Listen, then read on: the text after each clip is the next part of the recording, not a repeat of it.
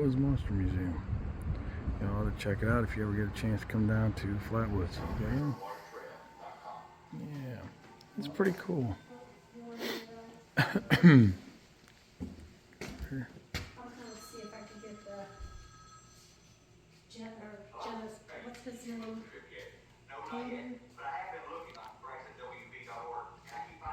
It's really cool. All kind of cool stuff here. Oh, how much are the sweatshirts? Oh, they're 30 plus tax. The hoodies are 30 plus tax, and then the zip-up hoodies are 45. Okay.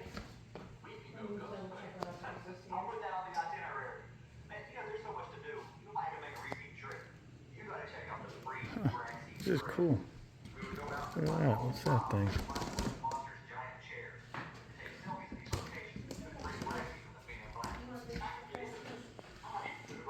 All kind of cool stuff here. What's this here? This piece of wood was taken from the once standing tree where the Flatwoods monster was seen to appear from behind on September 12th, 1952. Wow. Huh. Artifacts, all kinds of stuff. It's really cool.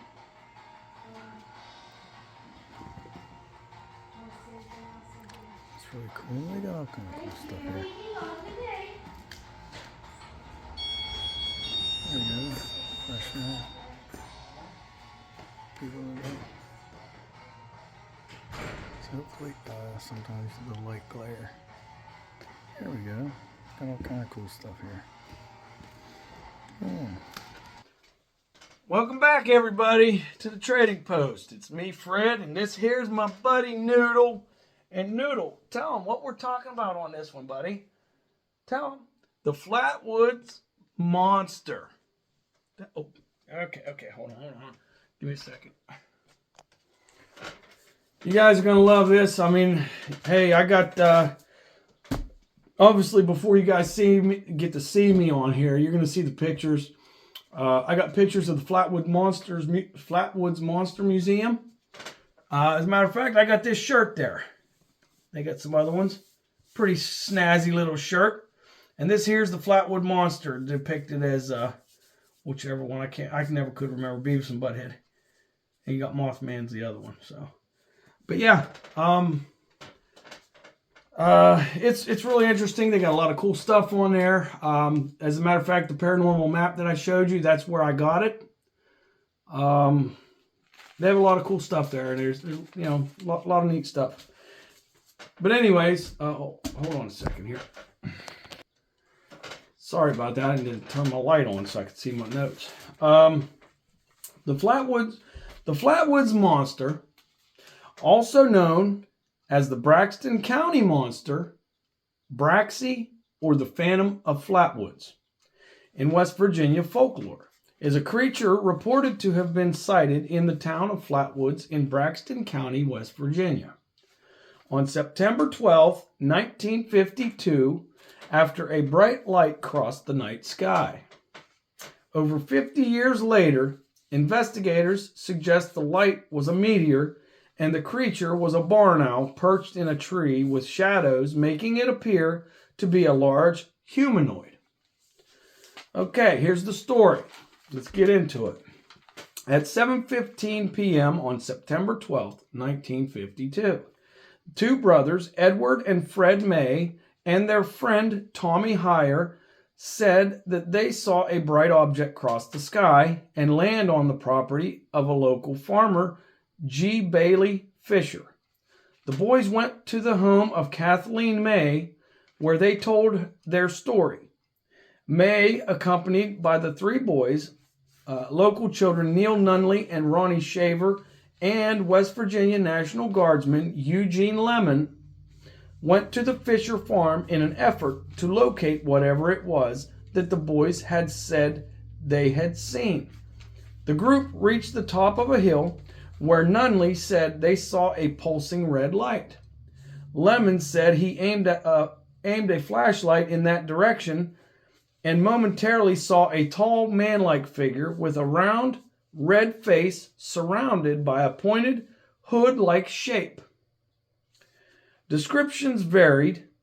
In an article for Fate magazine based on his tape recording interviews, UFO writer Gray Barker described the figure as approximately 10 feet or 3 meters tall with a round blood red face, a large pointed hood-like shape around the face, eye-like shapes which emitted greenish orange light, and a dark black or green body.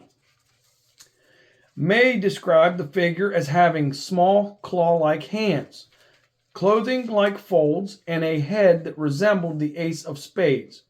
According to the story, when the figure made a hissing sound and glided toward the group, Lemon screamed and dropped his flashlight, causing the group to run away. Okay, now, this is something else, isn't it? All right. Now, the group said they had smelled a pungent mist, and some said later they were nauseated. The local sheriff and deputy had been investigating reports of a crashed aircraft in the area. They searched the site of the reported monster, but saw, heard, and smelled nothing. According to Barker's account, the next day, A. Lee Stewart Jr. of the Braxton Democrat claimed to have discovered skid marks in the field and an odd gummy deposit, which were subsequently attributed by UFO enthusiast groups as evidence of a saucer landing.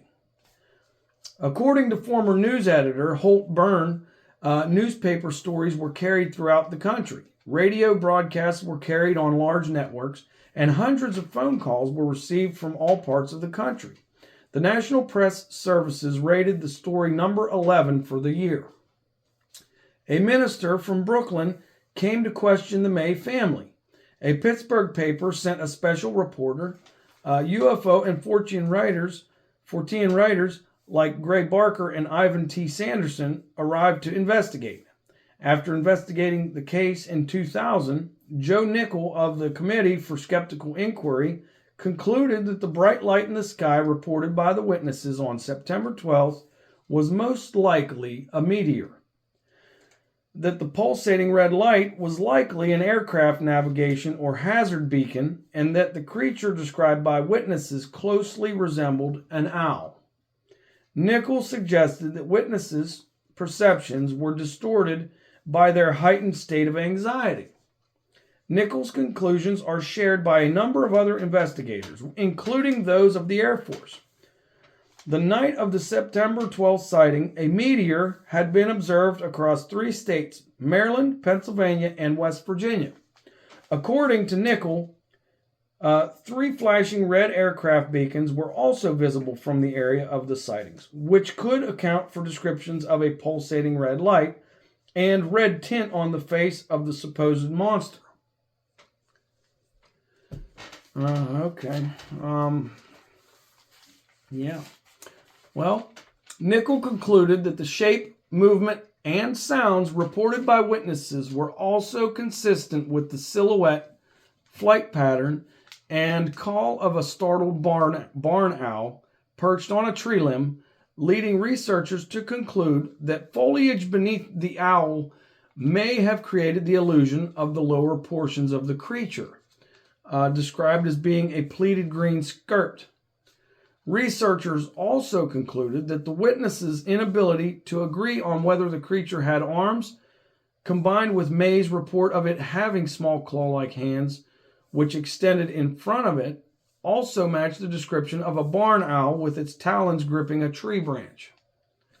According to skeptic Ryan Haupt, even though local boy May Lockard admitted he had driven around the site hoping to see something in his Chevy truck, paranormal investigators concluded that the tracks, oily residue, and bits of rubbery substance must have been left by the creature and not the truck.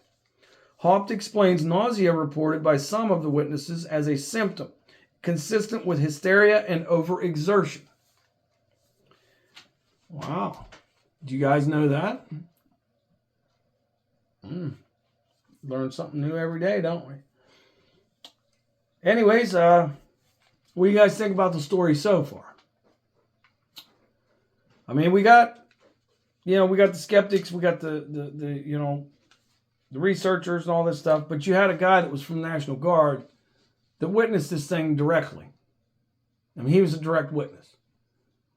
So, I mean, in my opinion, is if he's stating that he saw what he saw, and he shined a flashlight at it, so you would assume he saw everything when he shined that flashlight. Okay? If it was a barn owl, I highly doubt he's going to be startled by that. Then again, you never know. I mean, let's take all possibilities into consideration, but that's my take on it. I don't see all that other stuff lining up to where that's exactly what it was that they're thinking. They're saying, there's a flashing beacon. I mean, everything would have had to line up just perfectly right for all that to work. And you really have a slim to none chance that all of that's going to fit all at one point, at one time, that specific point in time. But there is a slim possibility of it. I got to say, there is a possibility, but I really highly doubt it's that high of a percentage. But yeah, we're going to talk about the legacy of it, okay? The legacy is, officials in Flatwoods erected a welcome sign which designated the town as home of the Green Monster. The town also commemorates the legend in its annual Flatwoods Days Festival. Located in the town of Sutton, the Braxton County seat, is the Flatwoods Monster Museum, which is dedicated to the legend. The Braxton County Convention and Visitors Bureau also built a series of 5 tall chairs in the shape of the monster to serve as landmarks and visitor attractions. The Bureau rewards visitors who photograph all 5 chairs with free Braxy stickers. In 2013, West Virginian rock singer Argyle Goolsby released a song called The Being, which referenced the Flatwoods Monster. I never knew that. I'll have to check that out. Pretty interesting. The legend of the Flatwoods Monster has also inspired media beyond West Virginia. The video games Fallout 76 and Everybody's Golf 4 each contain references to the legend. The creature was the subject of a 2018 documentary, The Flatwoods Monster, A Legacy of Fear, produced by Small Town Monsters, an indie production company documenting unusual events throughout America. In television, the second episode of the 2019 History Channel series, Project Blue Book, titled The Flatwoods Monster, is based on the Flatwoods incident. Now, here we go with the story again, okay? I'm going to go through this some more. Give me 1 second.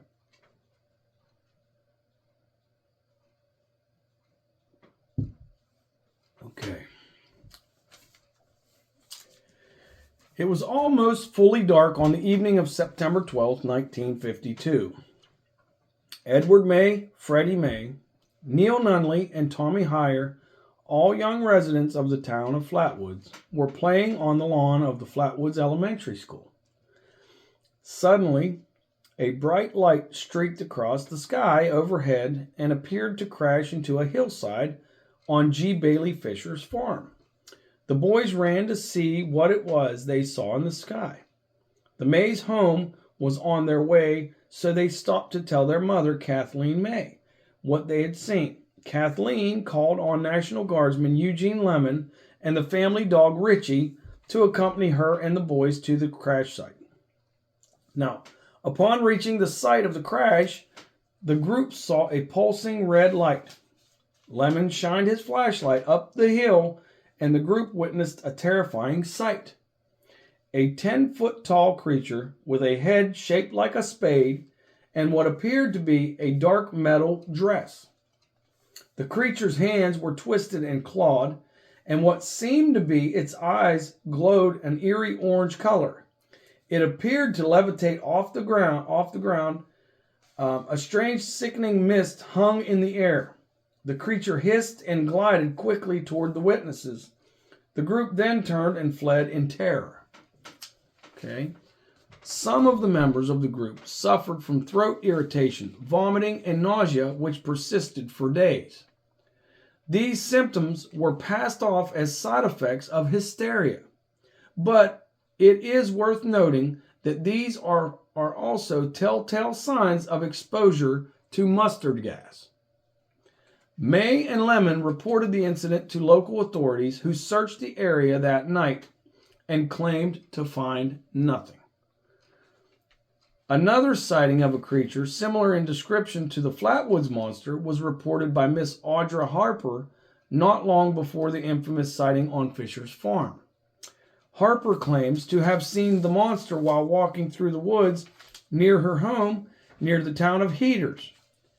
Heaters is about 5 miles north of Flatwoods.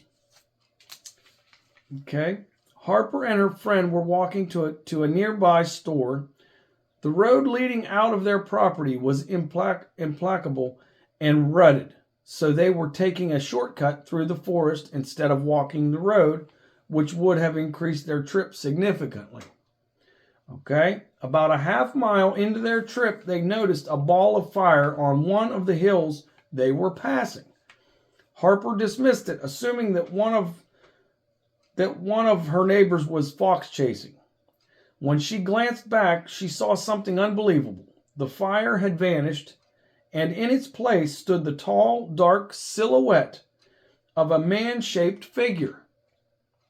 Terrified, Harper and her friend ran, escaping among the rocks and boulders strewn around the hillside.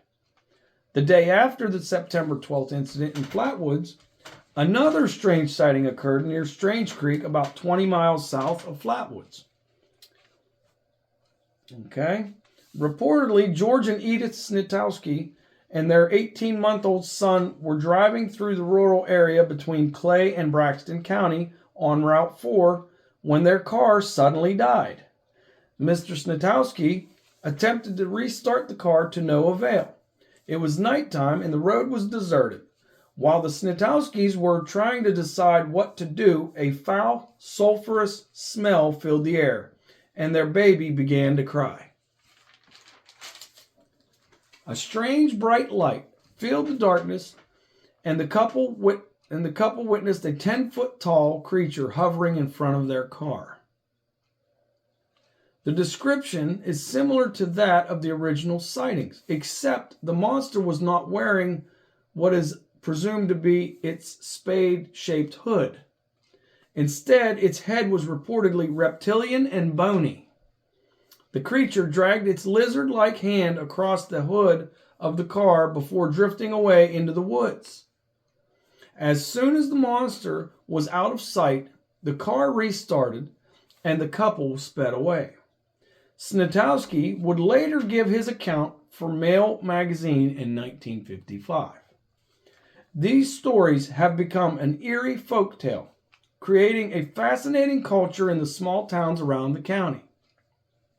An ice cream shop called The Spot opened in Flatwoods, offering a photo op with a painted iteration of the monster.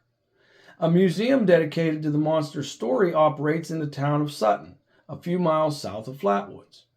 Although the monster has not been seen since the original incidents in 1952, its impact on the rural community has been huge.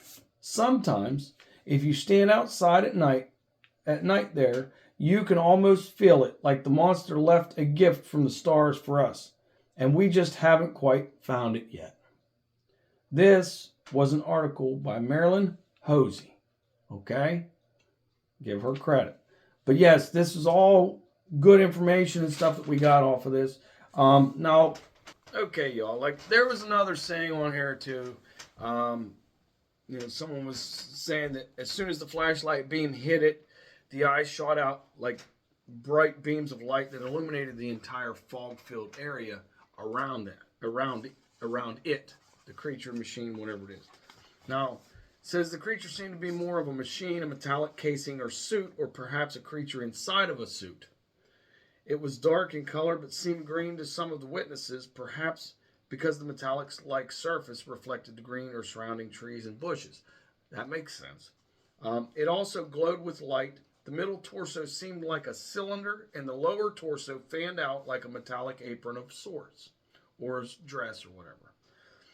Where one might expect arms, there were only two short antenna-like things sticking straight out. Its head was round and surrounded by a stiff cowl and a helmet shaped like an ace of spades. The round eyes looked like portholes. It had no feet but levitated about a foot off the ground and maneuvered around in this manner. The creature glided close to Kathleen May, who felt a warm mist around it. Without warning, it squirted an oily substance all over her clothes. There seemed to be no immediate ill effect from the oil, but the nauseating mist continued to burn their throats. The creature left a trail of oil on the ground as it glided. Suddenly, the horror of it hit the witnesses, and all of them, adults and boys, fled back to town as fast as they could run. At the May Lemon home, Kathleen and her boys lived in a house owned by her father, Joe Lemon. Chaos erupted. The Mays and Lemon all had trouble breathing, and the boys were bruised and bleeding, probably from their pell-mell flight. Lemon vomited all night long. Kathleen's eyes were red and teary. Edison and Freddie required medical treatment for their damaged mouths and throats. So, I mean, honestly, like, when you look at this in these instances, oh my God. What could it be? I mean, is it a machine? Is it an alien in a mechanical suit? Good possibility. I mean, I don't know, you guys. Leave it up to you. Let me know. Let's talk about the theories on this, you guys. I mean, wow. You never hear of you never heard of any other cryptids or extraterrestrial encounter, whatever you want to call it, like this. Okay? They was talking about like it moving like it was mechanical almost.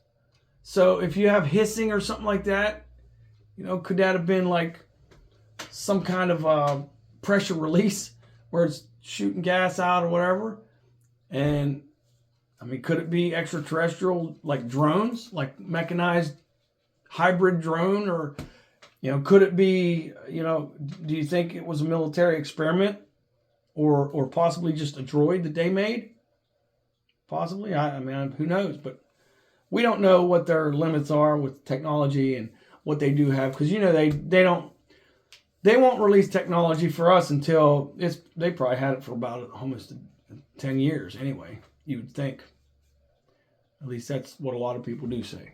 So, what about the owl and the red lights? Is it possible? Yeah, it could be possible. My opinion, though, for all that stuff to line up the way that they're explaining it, that's probably what it was. To me, it's highly unlikely that's exactly what it was, because everything would have had to hit on point. And for them to be shining the light directly on this being, animal, whatever, creature, extraterrestrial, they evidently got a decent little look at it, because if you're shining a light on something, you're going to see it pretty good. There may be some stuff you don't see, but you're going to get the gist of it. You're going to get the pretty much the big picture of it, right? That's my thought on that. Was it all just a delusion? Was there some kind of a methane deposit around there or something that caused them to be delirious in that area? I'm sure they investigated and they looked all this stuff up after the fact that this stuff even happened, I would think. Could have been a methane deposit, could have been, or is it just an interdimensional being that just moves like it's mechanical? These are the questions we need to ask, because we don't know. We can't guarantee it is or it isn't one or the other. And we can kind of try and decipher some of the ones that are somewhat likely and some that's not, but we can't rule them all out. Or could this just be fear-driven imagination? Like they was saying. What was that they said on here? It was, It said it could be it's consistent with hysteria and overexertion, from them being nauseous and vomiting and etc. I mean, hell, that could be even what do they call that? Vertigo. Vertigo could do that to you. I mean, there's so many different things that could cause that, but I mean, under the circumstance, I get where they're coming from, saying that it could be under hysteria, like exertion and all that. But I don't know, you guys. I don't know.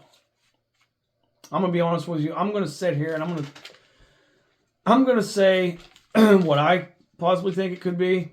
I think it could possibly either be some kind of humanoid type extraterrestrial it just moves robotic. Maybe it's part humanoid robot extraterrestrial. I mean, that's my assumption on it, because if the damn thing is hovering like they said, it was hovering up off the ground when it was hovering towards them. And then they heard it hiss on top of that. I mean, could it be that the ETs is it like their own drone? Is it their type of drone? Is that just something that they send to a planet to scout things out? I mean, perhaps, because this has been years ago now. You got to understand. I mean, it's 1952 when this happened. This has been some years. So I'm sure maybe the ETs didn't have the technology that they do now, obviously.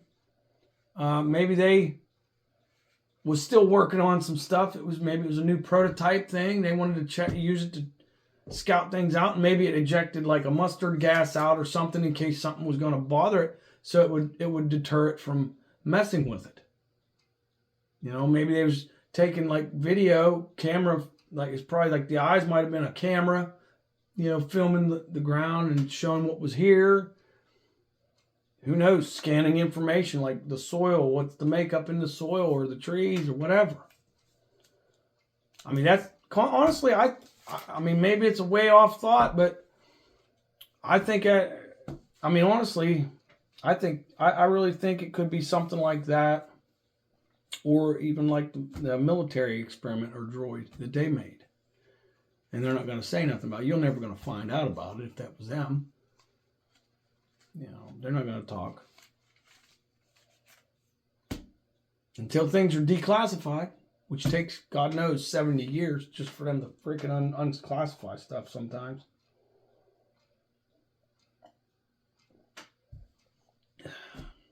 But anyways, this here was the Flatwoods Monster. And the Flatwoods Monster Museum is connected to this because it has something to do with it. So I got pictures of the Flatwoods Monster Museum, inside of it and everything. And I got, you know, images of the Flat. All right, everybody, this is episode 19. The Flatwoods Monster. I hope you all enjoyed it. Stay tuned for next episodes. We're gonna have a lot of different stuff. Okay? So stay tuned. You don't want to miss some of these episodes. They're gonna be fun. All right, you guys. You have a good one. Trading Post out.